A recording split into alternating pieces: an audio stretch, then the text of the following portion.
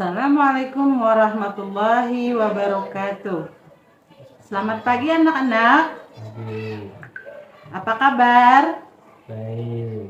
Alhamdulillah, hari ini kita kembali belajar sejarah kebudayaan Islam dengan tema perkembangan Islam pada masa Nabi Muhammad SAW. Untuk pembelajaran hari ini, sebelum kita mulai, marilah kita bersama-sama membaca doa belajar. Baiklah anak-anak, untuk pembelajaran hari ini, Ibu akan menjelaskan tentang sejarah perkembangan Islam pada masa Nabi Muhammad SAW. Yang pertama, tentang perkembangan dakwah Nabi Muhammad pada periode Mekah dan juga periode Madinah. Periode Mekah, yang pertama itu adalah strategi dakwah Nabi Muhammad SAW. Rahasia, semi rahasia, terang demonstratif. Selanjutnya, tentang reaksi kaum Quraisy terhadap dakwah Rasulullah di Mekah. Yang pertama, kemarahan kaum Quraisy. Mereka menganggap bahwa dakwah Rasulullah telah menghina nenek moyang dan Tuhan mereka. Yang kedua, tentang intimidasi terhadap umat Islam, memaksa budak-budak yang telah masuk Islam untuk kembali menyembah berhala apabila mereka menyerah dan sekarat. Yang ketiga, mempengaruhi paman Rasulullah Abu Talib. Beberapa pemuka kaum Quraisy menemui Abu Talib dan meminta Muhammad untuk menghentikan segala kegiatan untuk menyiarkan agama Islam. Apabila Abu Talib menolak, maka mereka akan menghentikannya. Yang keempat, penganiayaan dan hijrah ke Habsah. Kemarahan yang sangat luar biasa itu terjadi pada kaum Quraisy karena gagal untuk menghentikan Rasulullah Shallallahu Alaihi Wasallam dalam berdakwah menyiarkan Islam. Mereka kemudian melancarkan berbagai serangan kepada pengikut dan sahabat Rasulullah Shallallahu Alaihi Wasallam. Akhirnya beliau tidak tahan melihat penderitaan itu hingga menganjurkan untuk mereka hijrah ke Mekah. Kemudian periode Madinah. Sebab utama Rasulullah hijrah ke Madinah. Yang pertama, tantangan yang Nabi hadapi tidak sekeras di Mekah. Yang kedua, ada tanda-tanda perkembangan dakwah Islam yang baik di Yathrib. Yang ketiga, ada rencana pembunuhan terhadap Rasulullah oleh orang-orang kafir Quraisy. Selanjutnya, strategi dakwah pada periode Madinah. Yang pertama, strateginya yaitu membina masyarakat muslim melalui persaudaraan antar kaum muhajirin dan juga kaum ansar. Yang kedua yaitu memelihara dan mempertahankan masyarakat muslim. Yang ketiga, meletakkan dasar-dasar politik, ekonomi, dan sosial untuk masyarakat Islam. Selanjutnya itu peperangan pada masa Nabi Muhammad. Yang pertama ada Perang Badar, bertepatan pada bulan 17 Ramadan tahun kedua Hijriah.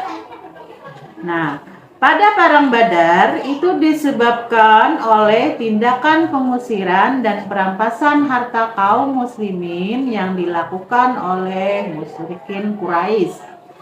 Nah, dalam peperangan ini kaum muslimin memenangkan pertempuran dengan gemilang. Selanjutnya ada perang Uhud, itu pada bulan Sya'ban 3 Hijriah. Nah, dalam perang Uhud tersebut dilatar belakangi oleh kekalahan kaum Quraisy pada perang Badar sehingga timbul keinginan untuk membalas dendam kepada kaum muslimin. Perang Uhud dimulai dengan perang tanding yang dimenangkan tentara Islam. Tetapi kemenangan tersebut digagalkan oleh godaan harta, yakni prajurit Islam sibuk untuk memungut harta rampasan.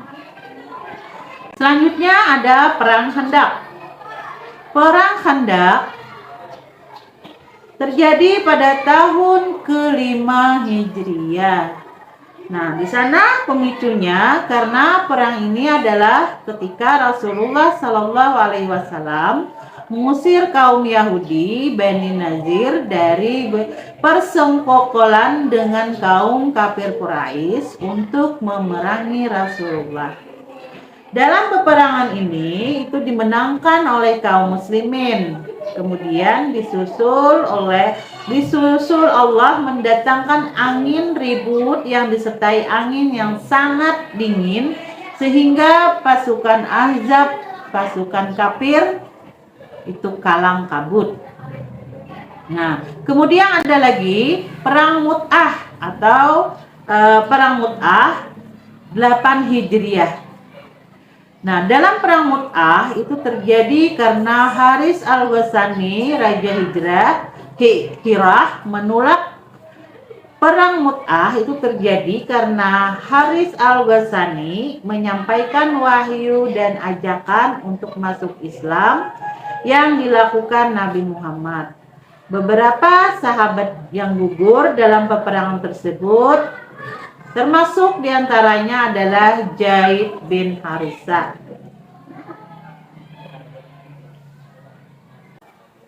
Penaklukan kota Mekah, Fatu Mekah pada tahun 18 Hijriah.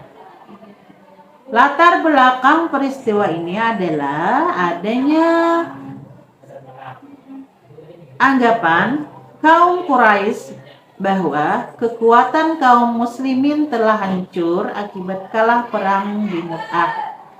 Adanya pengingkaran perjanjian Hudaybiyah oleh kaum Quraisy yang menyebabkan mereka diserang oleh kaum muslimin berhala dan di kota Mekah dihancurkan dan akhirnya banyak kaum Quraisy masuk Islam. Selanjutnya ada perang Hunain pada bulan Safar tahun ke-8 Hijriah. Nah, perang Hunain ini merupakan perang balas dendam kafir Quraisy karena peristiwa Fatu Mekah. Pada awalnya kaum musuh berhasil mengacau balaukan para pasukan Islam sehingga banyak pasukan Islam yang gugur. Nabi Shallallahu Alaihi Wasallam kemudian menyemangati pasukan dan memimpin langsung peperangan hingga akhirnya dapat memenangkan pertempuran tersebut. Selanjutnya itu adalah perang Taif. Nah, perang Taif, pasukan muslimin mengejar pasukan Quraisy yang melarikan diri dari Hunain sampai ke Taif. Nah, dalam pelarian tersebut, pasukan Quraisy bersembunyi dalam benteng kota yang kokoh sehingga pasukan muslimin tidak dapat menembus benteng tersebut. Nah, dari pelarian tersebut, Nabi Muhammad Shallallahu Alaihi Wasallam mengubah taktik perangnya dengan memblokade seluruh wilayah Taif. Pasukan muslimin kemudian membuka ladang anggur yang merupakan sumber daya alam utama penduduk Taif, dan pada akhirnya mereka menyerah dan menyatakan untuk bergabung masuk Islam. Yang selanjutnya ada Perang Widan 12 Rabiul Awal tahun 2 Hijriah. Nah, perang ini terjadi di Wedan, sebuah desa antara Mekah dan Madinah. Rasulullah Shallallahu Alaihi Wasallam memimpin pasukan muslimin menghadapi kafilah Quraisy. Pertempuran fisik terjadi karena Khalifah Quraisy melalui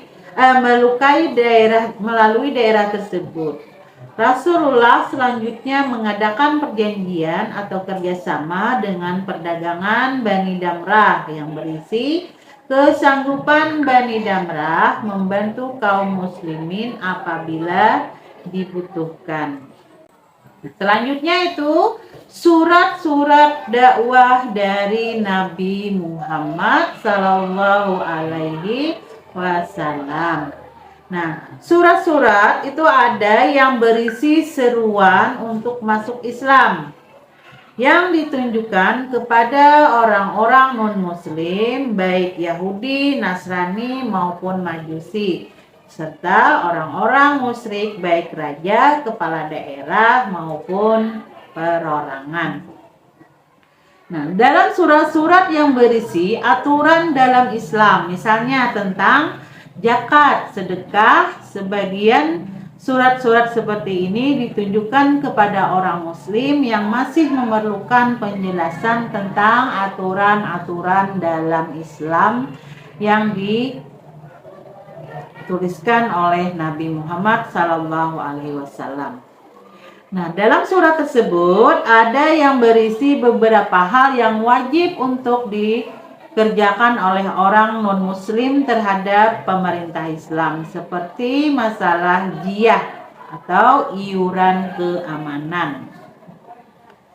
Nah, jadi dalam pembelajaran ini kita dapat menyimpulkan bahwa Nabi Muhammad dalam melakukan dakwahnya dibagi menjadi dua periode, yaitu periode Mekah dan juga periode Madinah.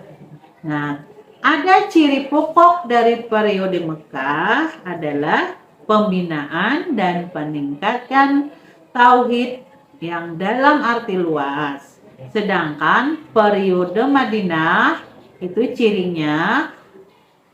pokok dari periode ini adalah pendidikan dan politik dalam arti luasnya. Kemudian perang dalam Islam itu diartikan sebagai qitalul al-kufari fil sabilillahi lil kalimatillah, yaitu memerangi orang-orang kafir di jalan Allah dalam rangka meninggikan kalimat Allah. Ada beberapa peperangan yang terjadi pada masa Nabi Muhammad SAW, yaitu diantaranya ada yang dipimpin langsung oleh Nabi Muhammad dan juga ada pula yang dipimpin oleh para sahabat-sahabat Nabi atas penunjukan Nabi Muhammad SAW. Kemudian dalam mengemban misi dakwahnya, salah satu media yang digunakan oleh Nabi Muhammad itu adalah penyebaran pesan-pesan agama yang mengajak raja dan para pembesar dari sekitar tanah Arab untuk masuk Islam.